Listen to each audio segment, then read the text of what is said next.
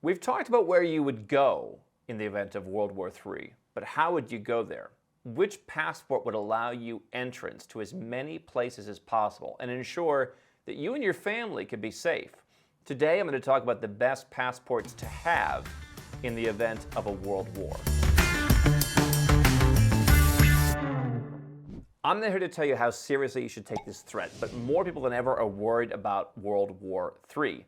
And if you're living in the US, the UK, or any other country that's well on the radar, that may not be the best place to be. So how are you going to go somewhere else? How are you going to follow Robert Kiyosaki's advice that he told our audience at Nomad Capitalist Live? 3 days. Well, if you're leaving your country and going to a safer place to be, you're going to need a passport. And we've talked about the need for residence permits and citizenships that elevate you above a tourist, because if a lot of people are trying to go somewhere, the rules might change and you may not be able to get in. We've seen that as countries that have been affected by things. Even if they're technically allowed to go, Venezuelans are going to have a lot more scrutiny than they would have 10 years ago when going to certain countries, because nobody wants to take in someone who's going to overstay. So having residence permits and citizenships is important. We have clients increasingly getting multiple residence permits, multiple citizenships to protect themselves not only against wars or nuclear events or other stuff that you may be worried about, but against stuff that we're pretty sure is going to happen, like higher taxes and lower personal freedom. But there's two things I want to look for in a passport to protect myself from a possible war scenario. Number one, I want some kind of neutrality. I want a place like a Brazil, an Ireland, a Switzerland. Maybe Argentina is going to start trending that way with what's changing. I want a country that is maybe not as well known. I want a country that is not as much on the radar. I want a country that is not known for ticking people off. Perhaps they're not part of the larger military alliances. And so you look at, in Europe, Ireland, Switzerland, Austria, not part of NATO. Ireland, not part of the Five Eyes program. What are the countries that aren't going to war with other countries? What are the countries that take a neutral stand? I want neutrality. I want a passport where they're not going to look at me and say, oh yeah, you're part of the problem, or you've created the problem, or maybe you've got some issue. Because we saw during COVID that some countries apply this very generic policy of, if your country has a certain number of cases or more, we're just not going to let your citizens in. And so, yeah, obviously Americans have more cases of COVID than people from St. Lucia. But some countries didn't differentiate. It wasn't per capita, it was just total number of cases. And you saw the United States was on the list of people who couldn't go to a certain country. And so that's one reason to have a passport. Number one, from a smaller country. Number two, from a more neutral country. Number three, from a country that, again, is not known for ticking people off. And even if I'm going to have a residence permit somewhere, I might want to have that residence permit in the passport, stamped in the passport or associated with the passport of a smaller country, so that maybe there are some countries that take this really seriously and say, hey, even if you're a resident here, oh, you're an American, yeah, too much risk, sorry, you can't come in. Oh, you're a St. Lucian, please come in. So the first thing you want is a neutral passport from a neutral country. The second thing, of course, you want is no forced military service. Now, I'm not going to tell you if you want to go and fight for your country, go right ahead. I think we've seen since World War II a lot more cynicism about going and doing that in most parts of at least the Western world. And so, some of the passports, like some of the Scandinavian passports, have had issues with that in the past. Now, you want to understand what the obligations are.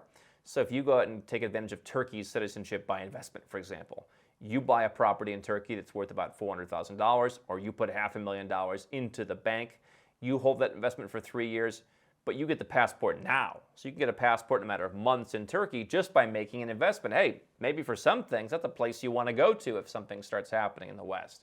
Maybe not a world war, but maybe something else. There is a military service requirement, generally not for the actual investor. There's kind of some disagreement on that. But if you have children, they may be required to go. But there's a well-known mechanism. You pay a fee, and you don't really have to go. Hey, for your kids, maybe not for you, but for your kids, that still may be an issue. And again, obviously, in a country like that, you can see more about, boys being conscripted, whereas in a country in Scandinavia, it's become more neutral, so boys and girls are conscripted. A place where forced military service is an issue and you don't want to be drafted, obviously that passport could be a problem. And so our Nomad Passport Index every year factors in personal freedom. Conscription is one of the things that goes in there. Nothing wrong with volunteering for the military if that's what you want to do. That's your personal choice. But being forced to seems to go against the idea that your country should do something for you. Citizenship, in my mind, is supposed to be you're one of us, you're part of the family, not you work for us. And so we want neutrality, and we don't want to be forced to do stuff that we don't want to do. Now, why are those two things so important?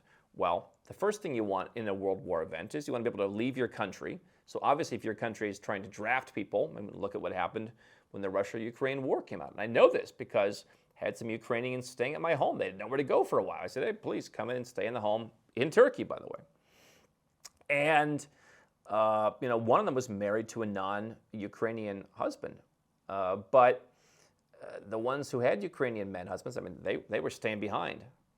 And so you want to have the freedom not only to get out of your country, which, by the way, always best to leave a couple of years too early than a day too late. I mean, if you think things are going to get bad, if this is a serious threat for you, I wouldn't be hanging around in like New York City or London.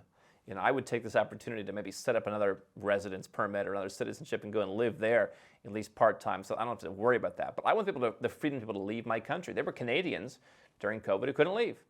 There were Australians that just wouldn't let you leave. You want to be able to leave your country. Having a second passport may help that, although, again, sometimes they're going to see you as their citizen. So the best thing is set up residence permits, set up citizenship, so you get comfortable with those places to where when you start to think that things are getting worse, you're just going to go there before they get terrible. But you want to be able to have the freedom to leave your own country. And so countries that are not as involved in this stuff are going to be in better shape. Obviously, you want to be able to travel as well. And so if you're saying, hey, the country that I live in is now an adversary in a war that I don't believe in. I don't believe in a lot of these wars. It's a great way for certain people to get rich. A lot of other people suffer. I mean, look at all the suburbs around Washington, D.C. Some of the wealthiest suburbs in the United States because all the lobbyists, all the military contractors, a lot of people making a lot of money, while a lot of people in the rest of the United States are suffering right now and complaining and how it's turning into a third world country, some people even say. And so you want to be able to travel somewhere else. You want a country that people are happy to have you there. And so I mentioned, Venezuela. When terrible stuff started happening in Venezuela, other countries, even though they may have not canceled their visa-free travel, a couple of countries did cancel visa-free travel for Venezuelans. But when stuff got bad, a lot of other countries at least gave them scrutiny. And just because technically you can go to a country without a visa doesn't mean they can't turn you away. I want to make sure that I have a place to go to where the people are welcoming, and I want to have a passport where they're going to be happy to welcome me in. And if they see a passport, this is like someone who's not on our side, like why would you want to go? I'm not suggesting that during World War II, if you're an American, you're going to move to Tokyo. But I am suggesting that as the world becomes more multipolar, as the U.S. loses some of its grip on kind of total superpower control, you're going to have more allegiances, and you're seeing that. And so maybe some of the safest places to go are going to be ones that are more in league with China. And they're going to say, all right, we don't want people who are totally against China to come here. Or maybe China supports them in exchange for whatever. I mean, who knows? But I want freedom. I want the ability to travel. I also want to be able to do business. And obviously your first concern is making sure that your family's safe. Maybe you want to help the people around you. That's always a good thing to do. But just because there's a war somewhere doesn't mean your business doesn't continue. And so will companies be able to buy your products, or will your country be sanctioned? I mean, look at the continuing talk, whether you agree or disagree, with TikTok in the U.S. and politicians on the right say that TikTok should be sold to a U.S. company or banned. You can like that or you cannot like that, but let's flip the script. Let's say you've got a business and you followed my advice and you're doing business in many places around the world. It doesn't have to be China. It could, again, just be someone that's in league with China. What happens if they did the same thing to your country? Oh, yeah, we don't want American products here. What's going to happen when some of your customers can't buy your products? I was talking to a friend of mine. He has just an online kind of e-commerce business. And he became aware of someone who was sanctioned by the U.S. government. He literally can't accept that guy's $10 anymore. He says, the risk is, I can't take the risk. So imagine that something happens to your country as a whole and you get put on some list somewhere. And now you've got to screen out some of the customers who are buying products. Maybe you sell something online. How much money are you going to lose? I'd rather have a company somewhere that's neutral. I'd rather have a passport that's neutral. I'd rather live in a place that's neutral because I don't understand.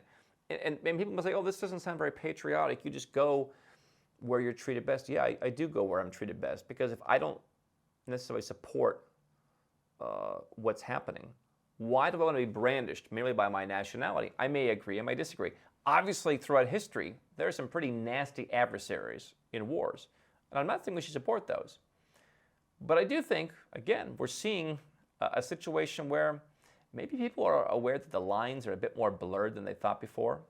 Maybe the lines are more blurred than they thought before. And why do you want your business to totally collapse? I think everyone's business should be international. I'm not saying you go and do business with North Korea. Of course you don't do that.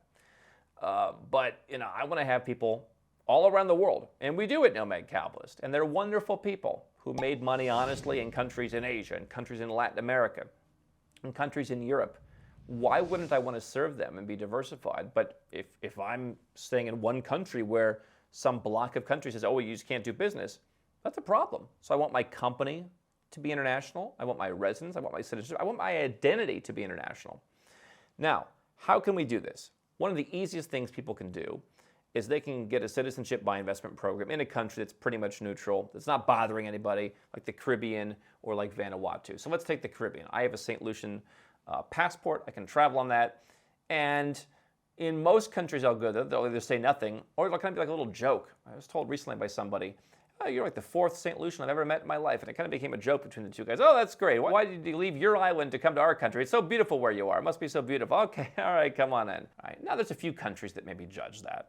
But most countries, including a number of Western countries, I don't think really judge that you're a Caribbean citizen. You can get a second passport. You can be a dual citizen. You can get that by making a donation. It starts at $100,000 plus a whole bunch of fees. You can get it for yourself. You can get it for your whole family. You can add your parents in some cases, your children, your whole family can do it together.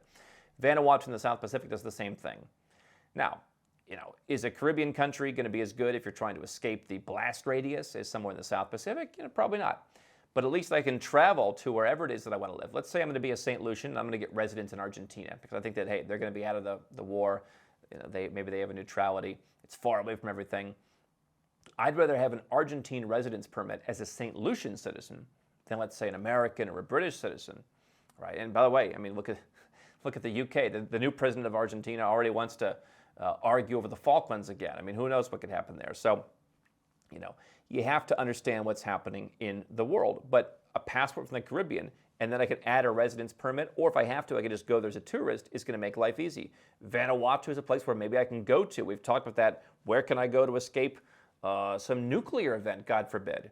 That's pretty far away, even further away from everything to New Zealand, where they're saying that actually the agriculture production is going to be a problem during some kind of terrible event, because they just don't have all the equipment anymore to do it. And so maybe you're better off in a place like a Vanuatu or an Iceland. And so there's a number of nuance items that come with getting citizenship in the Caribbean, getting citizenship in Vanuatu. I personally prefer the Caribbean very much myself. That's the kind of thing Nomad Capitalist helps people figure out with our services. We help people analyze every different angle of the options based on their own particular situation. We don't push product. We have dozens and dozens and dozens of options in almost like endless numbers of countries around the world. If you look at the map that we use just to click on internally and look at all the different options, a lot of countries are on our radar. And so depending on where you're from and where you want to go and what your backup plans are and what your concerns are, the Caribbean passport may be best paired with, let's say, a digital nomad visa or a golden visa or a self-sufficient visa in a European country. Maybe that can lead to citizenship in Europe in the future. Let's say you have Ancestry from a European country. That's going to let you go to all the different countries of Europe if you get a passport from a European member state. And so maybe you're Slovak, maybe you're Hungarian. Those are countries that perhaps, particularly Hungary, isn't necessarily in league with everything that the EU is doing. Maybe that's good, maybe that's bad, but maybe I want that optionality in my life. And if I'm ethnically Hungarian, for example, I can go and I can apply for that passport. We help people get what's called citizenship by descent here. We have families. Italy's a big one we do well with. Greece is one we've had a good amount of success with. Ireland is more limited, but that's a good one to have. That's a neutral country. We have Irish people who work for us. We travel as a company. We go places. Everybody loves the Irish. We had an Irish guy just come here to Serbia recently.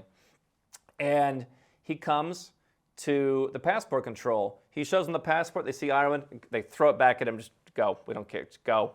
Go. Keep going. you want a passport, that's what they do to you. Now, there's certain countries that are just more laissez-faire like that. They're not going to like, okay, we just they're like, just come on in. I don't even know if they know like who the guy is or what, but European passport, of which Serbia is not an EU country, but in Ireland, for example, if you can get that through your Ancestry, we help people get citizenship through their Ancestry. You could also go and live in a European country for some time. There's many of tax-friendly countries that you could live in. You could run your business from. You're not going to pay zero tax, but maybe it's worth putting in some time in Europe. If you don't have Ancestry, get citizenship in a country like Ireland in the matter of 5 years. You already speak the language. Now you've got that passport you can use when the fur starts flying. That's maybe a further step. You can also get citizenship in Malta by donating, with all the fees, close to about $1 million for you and your family. Depending on how big the family is, could get close to $1 million. You can get that passport through what's called their MEIN program in about 15 to 18 months. Now you're a European Union member state citizen, and now you can not only go to places that are safe, but again, we're talking about traveling. Within the European Union, I'd rather be Maltese than German. I love the Germans. We love Germany. We love the German people. We love their spirit, right? We love their spirit.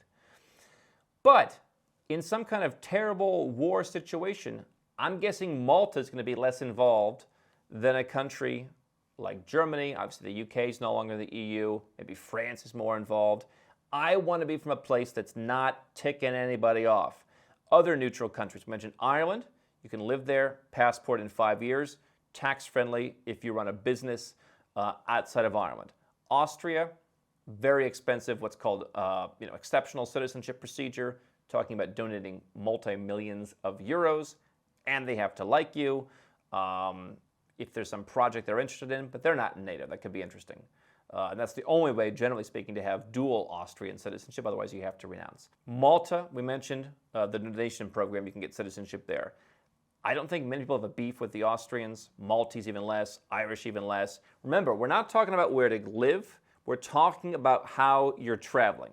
If I'm trying to travel, maybe I'm an Irish citizen, and maybe I live in the U.S. Maybe I'm dual American and Irish, and I'm going to leave the country, and I'm going to my residence permit country in Argentina. Do I want to enter as an Irish or enter as an American? How am I traveling? How am I representing myself when I go to the place that is safer?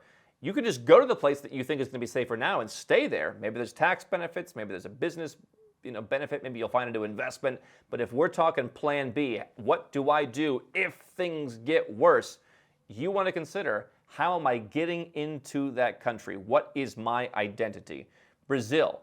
If you marry a Brazilian, if you give birth to a child in Brazil, and therefore you have a Brazilian child because citizenship is granted by birth, 1 year of living plus generally another year of processing. If you live there may be some tax consequences for that. You can get a Brazilian passport. Otherwise, there are investment residence options in Brazil, and you can wait out a slightly longer clock.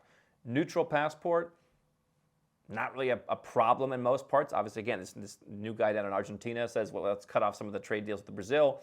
But around the world, who has a problem with the Brazilians? I mean, I'm in different places in Europe, a lot of Brazilians in Ireland. Everyone loves Brazilians. Nobody has a problem. Isn't that the reputation that you want when you go somewhere, when there's a war going on? Costa Rica, if you live there, it's tax-friendly. If that's your kind of vibe, you can eventually work towards a Costa Rican passport, and you can travel with that. Who doesn't like the Costa Ricans? Who even thinks about it? Further flung options like Monaco. The casino mogul Steve Lynn was actually given exceptional citizenship in Monaco for some work he did with the country. You can live there. It's much more laborious than most of these other passports. Does anyone have a problem with Monaco? Who is Monaco bothering? I mean, you want to find these kinds of neutral countries. And so I'm not talking about living there. People say, oh, European, what's going to happen? Okay, you're Monaco, but you're still next door to France. I'm talking about, where am I going? If you think France is going to be the problem, if you think that's going to be, on the front lines of the war, I'd rather be Monegasque going to Paraguay, going to Malaysia, going to, Rick's Cafe in Morocco, wherever I'm going, than I would be French, than I would be German, than I would be British, than I would be American.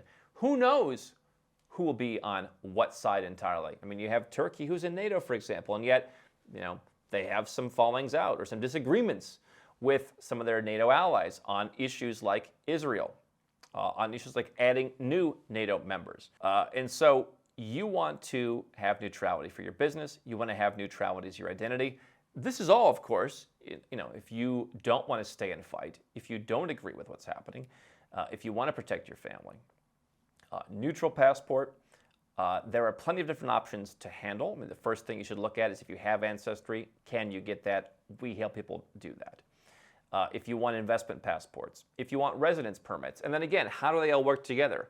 If I've got a passport in St. Lucia and I've got a residence permit somewhere, it's worth at least asking the question, which citizenship do I use for my residence permit? And do I apply for the citizenship first and then get the residence permit?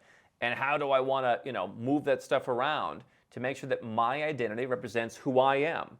You can be American and not support whatever the U.S. is doing, and therefore, why do you want to be, put in the same basket with everybody else? Again, we're not talking about let's support, North Korea. We're talking about you have personal values and you want personal safety and you want your identity that is shown to the world to represent that so that you can be safe in the event of a world war.